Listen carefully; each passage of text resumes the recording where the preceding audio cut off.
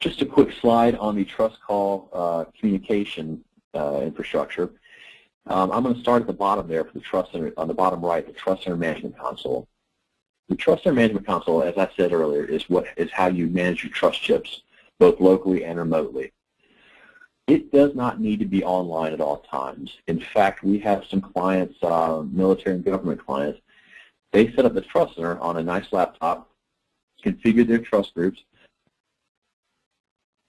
configure the trust chips, deploy them, and then they put the laptop away.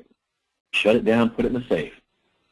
If they feel they have a need to manage these trust chips, they can pull the laptop back out, have their users connect to it. The Trust Center, since it does hold your keys, is very sensitive, and we have the ability to split up the Trust Center into two servers. So you can put a back end well into your hardened environment, which will have your SQL database, which has all your keys. Then you can put another server in a DMZ, and that would just be a web service sitting out in the DMZ, which your phones will communicate with for updates. That way, if anybody hacks and gains control of that machine, they would not have access to the back end key service.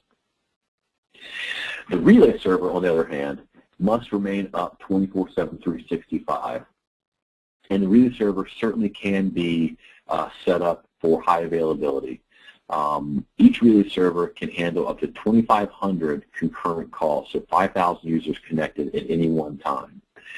Now that, of course, constraints on the server itself. You'd have to, the server, this assumes a very beefy server, a lot of RAM, a lot of processor speed, etc.